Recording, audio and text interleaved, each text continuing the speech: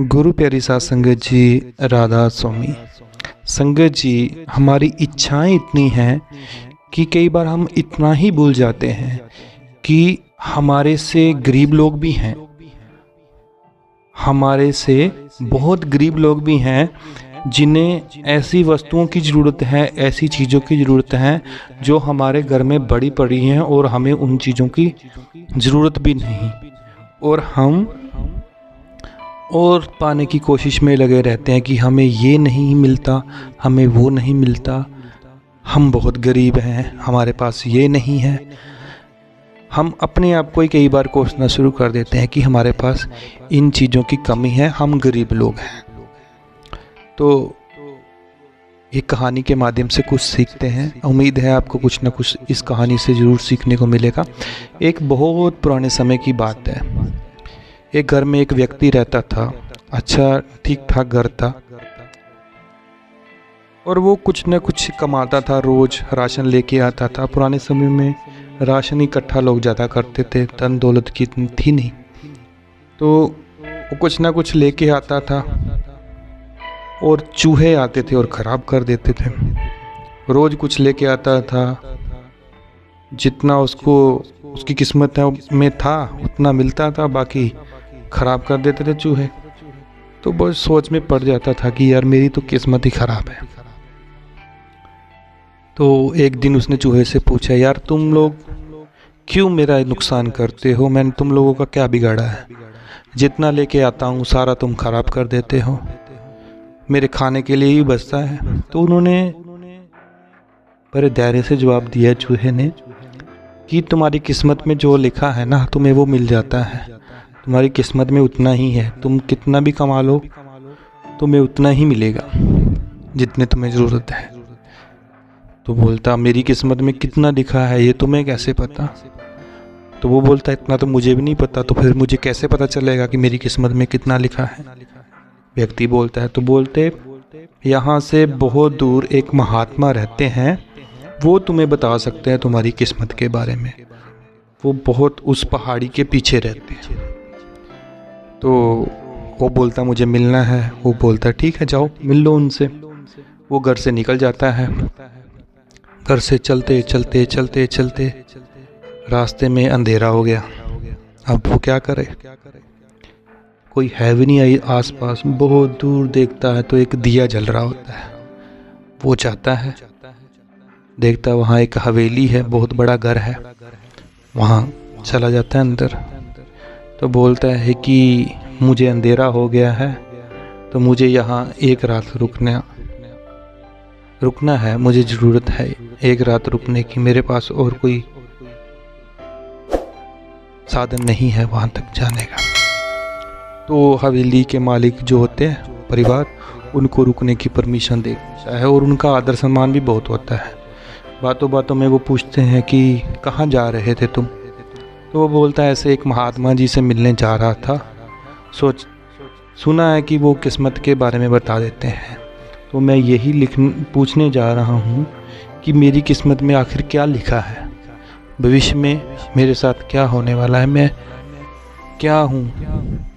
मैं कमाता हूँ तो खर्च हो जाता है, या फिर चूहे खराब कर देते हैं, या कुछ नुकसान हो जाता है। तो बोलते, अगर तुम जा ही रहे हो तो हमारा भी एक काम कर देना, हमारा भी एक प्रश्न पूछ लेना। तो उन्होंने बोला, ठीक है ज़रूर पूछ लूँगा, बताइए आपका क्या प्रश्न है? उन्होंने बोला कि आप उनसे पूछना कि हमारी बेटी की आवाज़ कब वापस आएगी, वो बोल नहीं पाती। बहुत उपचार करवाया है, सब कुछ ठीक है, पर वो फिर भी बोल नहीं पाती। तो बोलते, ठीक है मैं पूछ लूँगा। ऐसे ही सुबह होती है, नाश्ता करके वो निकल जाता है। फिर चलते चलते रास्ते में एक नदी आ जाती है, जिसको पार करना बहुत मुश्किल होता है उसके लिए। मुश्किल से वो पार नहीं कर पाएगा, चाहे जितनी मर्जी कोशिश कर ले। फिर वहाँ एक बहुत विशाल मछली आ जाती है। तो बोलती है, क्या हुआ, कहाँ जाना है आपको, किस सोच में तुम यहाँ खड़े हो? तो बोलता, मुझे इस नदी को पार करना है, मेरे पास कोई साधन नहीं है, ना ही कोई यहाँ नाव है। तो बोलती, मैं तुम्हें पार करवा देती हूँ, पर ये बताओ कहाँ जा रहे हो? तो बोलता, मैं ऐसे एक महात्मा जी से मिलने जा रहा हूँ, वो किस्मत के बारे में बता देते हैं। तो यही पूछने जा रहा हूँ कि मैं बहुत गरीब हूँ, तो मेरी किस्मत में क्या है।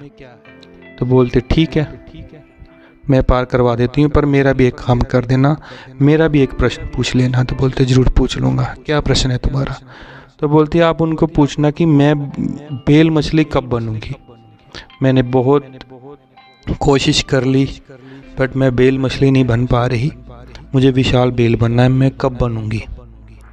तो बोलता ज़रूर पूछ लूँगा। वो अपनी उसको पीठ पे बैठाती है और नदी पार करवा देती है। फिर वो चलता जाता है। रास्ते में एक बहुत बड़ा जंगल आ जाता है। जंगल के उस पार ही कुटिया थी महात्मा जी की।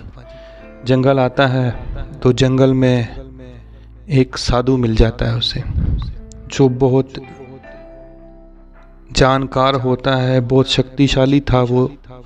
तो साधु बोलता है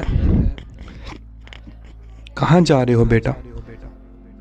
तो बोलता मुझे उस पहाड़ी के पास महात्मा जी से मिलने जाना है। तो बोलता वो पहाड़ी को कैसे पार करोगे। तो बोलता पता नहीं, पर मुझे वो पार करनी है, आप मेरी सहायता करें।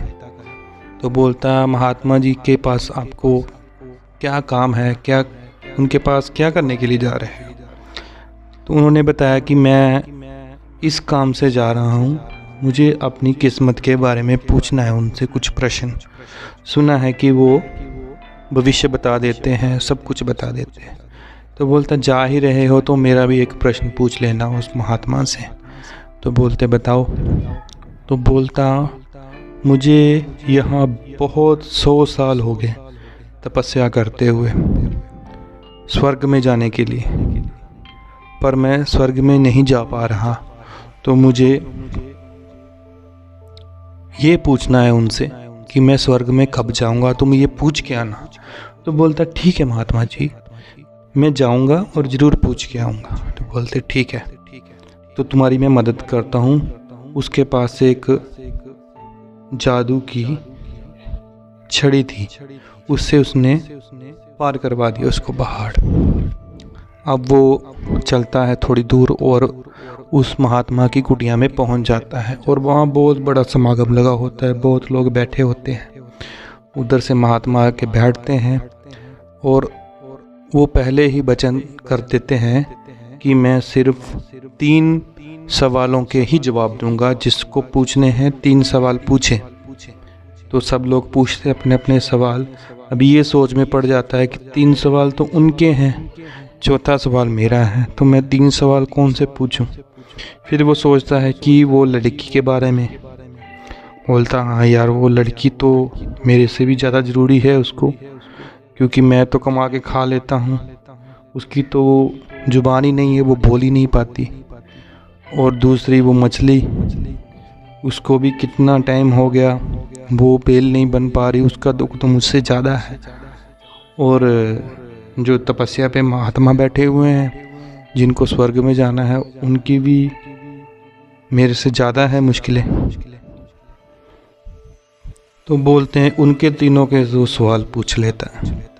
जब वो लड़की के बारे में पूछता है तो महात्मा बताते हैं उस लड़की की जब शादी हो जाएगी उसकी ज़बान अपने आप आ जाएगी। फिर वो मछली के बारे में पूछता है। मछली के बारे में वो बताते हैं उसने जो कवच पहन रखा है, जब वो छोड़ देगी तब वो विशाल बेल बन जाएगी। फिर वो पूछता है वो साधु के बारे में। तो बोलता वो साधु सब कुछ पहुंचने वाले हैं, पर वो अपनी इच्छा नहीं त्याग रहे। वो जो उसके पास छड़ी है जिसमें शक्तियाँ जादू है, वो भी नहीं छोड़ रहे। तो वो स्वर्ग में कैसे जाएंगे, वो छोड़ देंगे तो स्वर्ग में चले जाएंगे। उन्होंने 3 सवाल पूछे और तीनों के पास जैसे पहुंचता है, पहले पहुंचता है उस साधु के पास। साधु ने जैसे जाना होता है छड़ी त्याग देता है, छड़ी उसको दे देता है, तो वो स्वर्ग में पहुंच जाता है। मछली के पास जाता है, मछली के बारे में सब कुछ बताता है कि तुम जैसे ही अपना कवच त्याग दोगी तुम भी विशाल बेल बन जाओगी। उसने अपना कवच त्यागा, उसमें से हीरे मोती निकले वो भी उसने उसको दे दिए और विशाल बेल बन गई। जैसे ही वो तीसरे स्थान पर पहुंचता है उनका प्रश्न का उत्तर बताने, वहां जाता है, वहां उसका विवाह उसी के साथ कर दिया जाता है, उस परिवार ने जो हवेली के मालिक थे, और उस लड़की की जुबान भी आ जाती है वापस। अब इस कहानी से हमें क्या सीखने को मिलता है?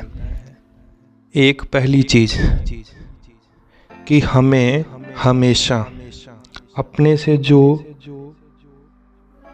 कम कमाने वाले हैं, गरीब लोग हैं, उनको भी दिमाग में रखना चाहिए कि वो भी अपना लोग गुजारा कर रहे हैं।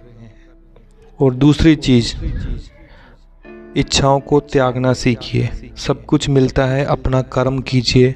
उसकी किस्मत में बहुत कुछ था, अभी उसने जैसे ही घर से निकला था उसकी किस्मत बदलना शुरू हो गई थी, उसका अच्छा टाइम आ गया था।